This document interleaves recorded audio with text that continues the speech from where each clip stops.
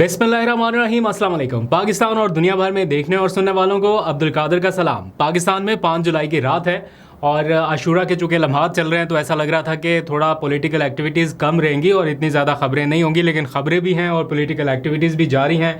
इमरान खान की रिहाई की तहरीक का एक और तहरीक का पहला मरहला शुरू करने का ऐलान किया गया है। आज खैबर पख्तूनख्वा से जो उनके जनरल सेक्रेटरी हैं उन्होंने 2 सफ़ात पर मुश्तमिल पूरा एक रोड मैप जिसे कहा जाता है वो जारी कर दिया है अपने तमाम तंजीमी अहदेदारान के लिए, जिसमें ILF है, ISF है, MNAs हैं, MPAs हैं, ज़िली सदूर है, रीजनल सदूर है। इन सबको क्या कहा गया है कि 48 घंटे का टाइम दे दिया गया, उसके ऊपर तफसील से बात करते हैं। फिर आज ही के व्लॉग में इमरान खान का आशूर से मुतालिक एक अहम पैगाम जो है वो भी शेयर करेंगे, ऑल्दो के थोड़ा पहले का है। मेरे साथ उनका एक एक्सक्लूसिव इंटरेक्शन हुआ था आशूर के लम्हात में ही, तो वो भी आपके सामने रखेंगे आज के दिन की मुनासबत से। फिर हुकूमत ने आज दावा किया है कि उन्हें सादा अक्सरियत मिल चुकी है।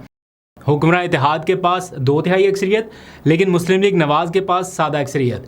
तो मुस्लिम लीग नवाज़ तो कंफर्टेबल पोजीशन में चली गई, वो जमात जिसको आगाज़ में इलेक्शन कैंपेन के दौरान अपना ऑफिस खाली छोड़ के जाना पड़ा, बिल्कुल मायूसी छा गई, जिन्होंने अपनी तकारीर ख़त्म कर दी, बंद कर दी, कि जो उन्होंने सोचा था वो एज़ पर प्लान नहीं गया, जिनको ये लग रहा था कि सब कुछ ख़त्म हो गया, उन्हें हुकूमत भी मिल गई, उन्हें सब कुछ मिल गया, और आज जाके वो दावा कर रहे हैं 1 साल के बाद कि अब उन्हें सादा अक्सरियत भी मिल गई है।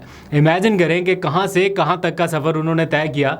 लेकिन इस सारे मामले में पीपल्स पार्टी जो है उनके कैंप में थोड़ी सी परेशानी है, यानी यूँ समझ लीजिए कि उनका वो जो एक हमेशा हर मौके पे रहता था ना कि हुकूमत हमारे आसरे पे खड़ी है, हम साथ हैं तो खड़ी है, अब उनका वो भरम जो है वो आहिस्ता आहिस्ता कमज़ोर होता जाएगा। तो उनके कैंप में किस हद तक परेशानी है और मुस्लिम लीग नून क्या कह रही है, इसके बारे में भी थोड़ा डिटेल से बात करेंगे अगले हिस्से में। फिर ये आज ऐलान किया गया कि नवाज शरीफ साहब तो अडयाला नहीं जा रहे इमरान खान से मिलने, ऐसे ही ये फेक न्यूज़ फैलाई जा रही है, किसी की ख्वाहिश हो सकती है, ख़बर नहीं हो सकती, तो फिर जा कौन रहा है इसका भी ज़रा डिस्कस करते हैं। लेकिन पहले ज़रा सा आ जाइए release Imran Khan road map के ऊपर, जो आज जारी किया गया है खैबर पख्तूनख्वा से। ऑब्वियसली वहाँ पे गवर्नमेंट है PTI की, इसलिए वहीं से जारी होना है। पंजाब में तो अभी वो माहौल या उस तरह का मोमेंटम नहीं बना, कंट्रीब्यूट कर सकता है लेकिन इनिशिएट पंजाब से इस टाइम मुश्किल है, इसीलिए जहाँ पे गवर्नमेंट है यानी खैबर पख्तूनख्वा में वहीं उनका लॉन्चिंग पैड भी होगा। और PTI KPK के जो जनरल सेक्रेटरी हैं अली असगर खान, उन्होंने 2 सफ़ात पर मुश्तमिल एक पूरा रोड मैप जारी किया है अपने तमाम तंजीमी अहदेदारान के लिए, जिसका उन्वान रखा गया है इमरान खान की रिहाई यानी रिलीज़ इमरान खान तहरीक का पहला मरहला। और इस सिलसिले में ISF यानी इंसाफ स्टूडेंट फेडरेशन, फिर इंसाफ लॉयर फोरम्स, फिर जितने उनके टिकट होल्डर्स हैं MPAs, MNAs, रीजनल सदूर या ज़िली सदूर, इन सब को ये मरासला जारी कर दिया गया है कि 24 घंटे के बाद तहरीक का पहला मरहला शुरू करने जा रहे हैं। यानी 10 मुहर्रम का वक्त जैसे ही गुजरेगा तो उसके बाद से ये एक्टिविटीज़ सूबे भर में शुरू की जाएंगी। और उसके नतीजे में होना क्या है, इस ख़त के मुताबिक या इस ये 2 सफ़ात पर मुश्तमिल जो रोड मैप है इसके मुताबिक ये बताया गया है कि सूबे भर में लॉजिस्टिक इंतजामात फ़ौरी तौर पे शुरू कर दिए जाएँ 24 घंटे के अंदर अंदर। यानी जैसे ही 10 मुहर्रम का वक्त गुजरेगा तो जलसे हैं, कन्वेंशंस हैं या जो भी एक्टिविटीज़ इस किस्म की हैं उनको फ़ौरी तौर पर लॉन्च किया जाए और उनमें शिरकत करेंगे सदर खैबर पख्तूनख्वा जुनैद अकबर। और इसमें कोई भी तंजीमी अहदेदारान पीछे ना रहे।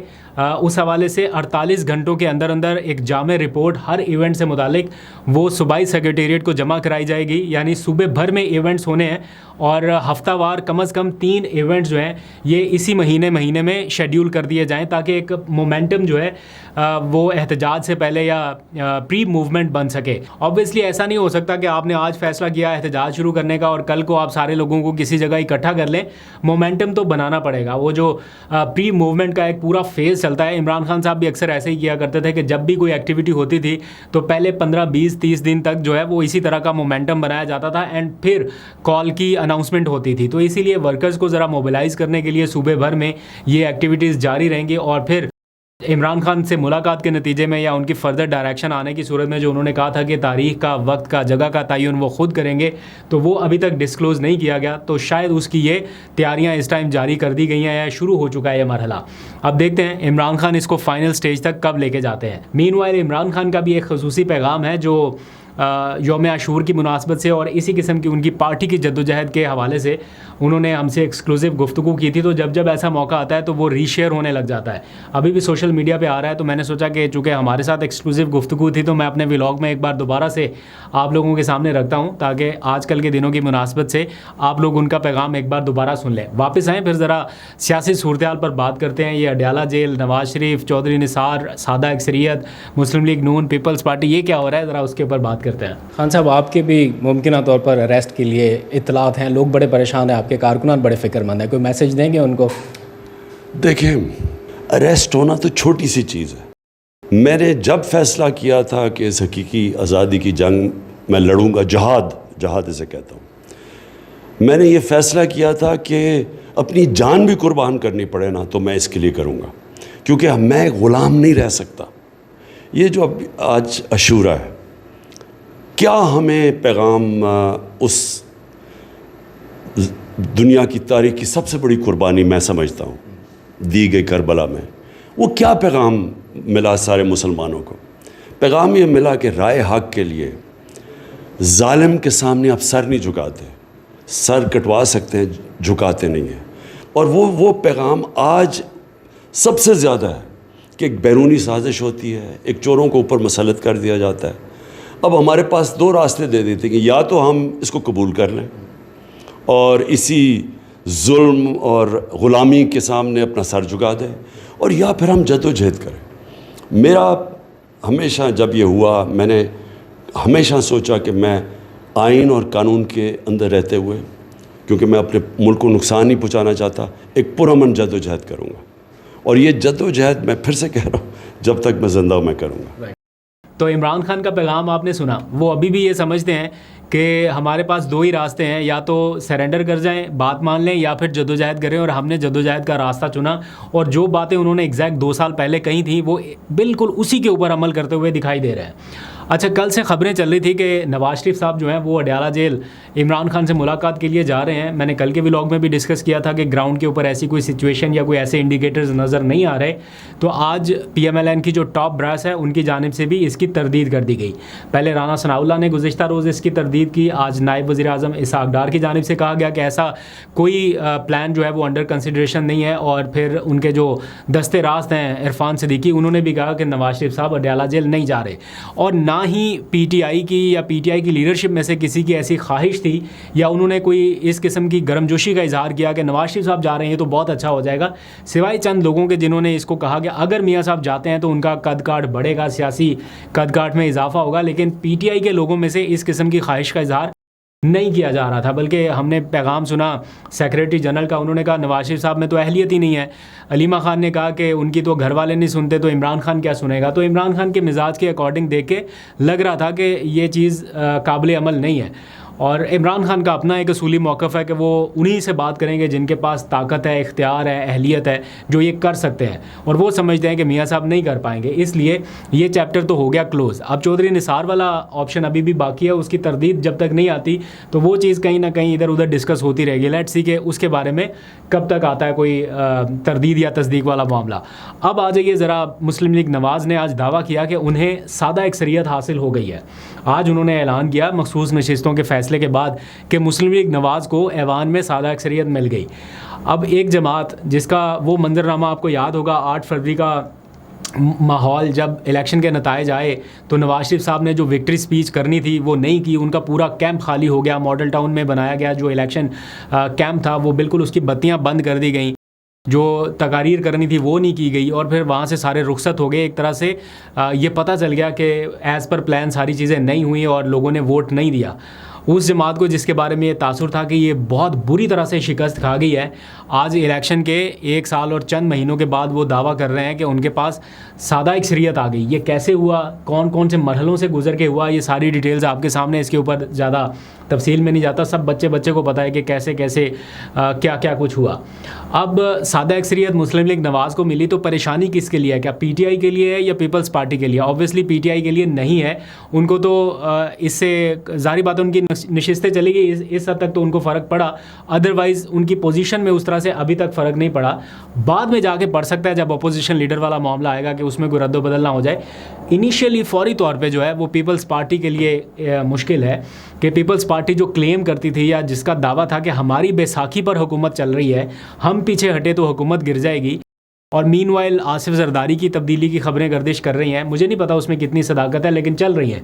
تو اس ماحول میں اگر مسلم لیگ نون جو ہے وہ یہ دعویٰ کر رہی ہے کہ ہمارے پاس سادہ اکثریت ہے, دیٹ مینس کہ ان کو پیپلز پارٹی کے سہارے کی اب ضرورت نہیں رہی, تو پھر آگے کیا ہوگا؟ پیپلز پارٹی وہ جو ہر بات پہ بلیک میل کر رہی تھی یا اپنی کچھ باتیں منوا رہی تھی, کبھی بجٹ میں ووٹ نہیں دیں گے, کبھی اس میں یہ نہیں کریں گے, اینڈ پہ سارے راضی ہو جاتے تھے, تو اب ان کا وہ جو ایک وزن تھا وہ کم ہو گیا.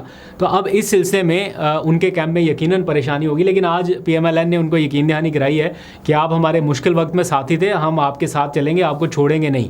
لیکن پی ایم ایل این کے بارے میں جو دو چیزیں مشہور ہیں کہ مشکل وقت میں ہوتے ہیں تو کیا کرتے ہیں, اور جب آسان وقت آتا ہے تب کیا کرتے ہیں, یہ مثالیں بھی ان کے سامنے ہیں. تو دیکھتے ہیں زرداری صاحب اب اس موقع پر کیسے چلتے ہیں. ایک وقت آنا ہے آگے الیکشنز میں جا کے آئے, یا جو پری الیکشن ان کی کمٹمنٹس ہوئی ہیں دونوں جماعتوں کی آپس میں, وہ جب وہ کمٹمنٹس کو پورا کرنے کا وقت آئے گا نا, جب باریاں لینے کا وقت آئے گا, اس ٹائم جا کے جب ان دو جماعتوں میں آپس میں مسئلے مسائل ہوں گے نا, ابھی تو عمران خان کی وجہ سے سارے اکٹھے ہیں, یہ ہلتے بھی نہیں ہیں اپنی جگہ سے صرف عمران خان کے ڈر سے, تو جب ان دونوں کی آپس میں کوئی چپکلش ہوئی معاملہ اصل میں تب دیکھنے والا ہوگا.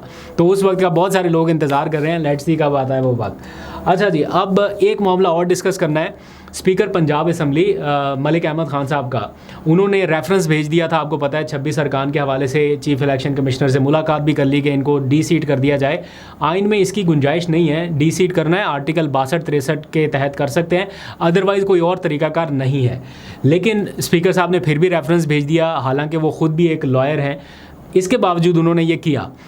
اچھا, اب اس کے اوپر تنقید بھی بہت ہو رہی تھی, لیکن آج یہ پتہ چلا کہ جو ارکان باقی رہ گئے ہیں کچھ, ان پر 10-10 20-20 لاکھ روپے جرمانہ عائد کیا گیا ہے, اور یہ کہا گیا ہے کہ وہ جرمانہ ادا نہیں کریں گے تو ان کے خلاف آئینی مقدمات اور ان کی گرفتاریوں کے اوپر غور ہو رہا ہے. یہ ذرائع سے ٹی وی چینلز کے اوپر خبریں چل رہی ہیں کہ جن لوگوں نے وہ کہا جا رہا ہے کہ کچھ لوگوں نے مائکس توڑ دیا, حالانکہ میں نے جو ویڈیوز میں دیکھا تھا ملک احمد بچر اور ان کے ساتھی بتا رہے تھے کہ ہماری تقریر روکنے کے لیے یہاں پہ مائک توڑ دیے گئے ہیں. اب الزام بھی انہی کے اوپر آ رہا ہے کہ آپ نے مائک توڑے ہیں, 20-20 لاکھ روپیہ جمع کرائیں, نہیں تو آئینی مقدمات اور گرفتاریاں. یہ ٹی وی چینلز کے اوپر خبریں چل رہی ہیں. کسی نے آج فوٹیج شیئر کی کہ ملک احمد خان جب اپوزیشن میں تھے اور پی ٹی آئی حکومت میں تھی پنجاب میں, مشکل وقت تھا اس ٹائم, تو وہ خود احتجاج کر رہے ہوتے تھے. یہ جو ویژولز میں آپ دیکھ سکتے ہیں کہ ملک احمد صاحب جو ہیں وہ اسپیکر ڈائس کے سامنے کھڑے ہیں, احتجاج کر رہے ہیں, ان کی جماعت وہ کاپیاں پھاڑ رہی ہے, اچھال رہی ہے. یہ سارا کچھ تو وہ ان کی اپنی جماعت بھی کر رہی تھی, اور جمہوریت کا یہ حسن ہے ایک طرح سے کہ ایوان میں اختلاف رائے رہے ایک حد تک. میں یہ نہیں کہتا ایکسٹریم پوزیشن پہ چلا جائے, لیکن یہ ایگزامپلس تو ماضی میں ہم دیکھتے آ رہے ہیں. اب جو کچھ بھی ہو رہا ہے یہ ایک نیا بینچ مارک سیٹ ہو رہا ہے. جتنا ظلم, زیادتی, ناانصافی بڑھتی جائے گی, یہ آئندہ آنے والے ٹائم کے لیے بینچ مارک سیٹ ہوتا جائے گا کہ اچھا یہاں تک ظلم اور زیادتی پہلے بھی ہوتی رہی ہے تو یہاں تک جا سکتا ہے معاملہ. کبھی ان کے اوپر مشکل وقت آیا تو دوسروں نے ہاتھ ہلکا نہیں رکھنا, انہوں نے کہا نا یہ بھی یہی کرتے رہے تھے, اور پھر یہ کہنے جوگے بھی نہیں ہوں گے کہ دیکھیں ہمارے ساتھ یہ ناانصافی ہو رہی. پی ٹی آئی تو ابھی اس پوزیشن میں ہے نا کہ لوگوں کو یہ بتا سکتی ہے کہ دیکھیں ہمارے ساتھ یہ ہو رہا ہے, باوجود اس کے کہ کچھ لوگ کہتے ہیں کہ پی ٹی آئی کی جب حکومت تھی تو انہوں نے یہ کر دیا, وہ کر دیا, اپنے دور میں انہوں نے صحافیوں کے ساتھ یہ کیا, اپنے دور میں وہ یہ قوانین لے کے آئے, لیکن پھر بھی وہ جسٹیفائی کرنے میں کامیاب ہو جاتے ہیں کہ دیکھیں ہمارے دور میں اس حد تک نہیں تھا جتنا اب ہو رہا ہے. تو بینچ مارک جو ہے وہ اوپر چلا گیا. تو جب پی ایم ایل این کبھی اس مشکل میں آئی, یا یہ موجودہ حکمراں سیٹ اپ اس مشکل میں آیا, تو یہ پھر کمپلینٹ کیسے کریں گے, کہیں گے کسے, کیسے کہیں گے کہ ہماری سنوائی ہو سکے. بڑا مشکل ہو جائے گا. میڈیا بھی ان کے سائڈ پہ نہیں کھڑا ہوگا, لوگ بھی ان کی سائڈ پہ نہیں کھڑے ہوں گے. خیر, یہ ساری سچویشن چل رہی ہے ابھی تک کے لیے. اتنا اپنا بہت سا خیال رکھیے. اللہ حافظ.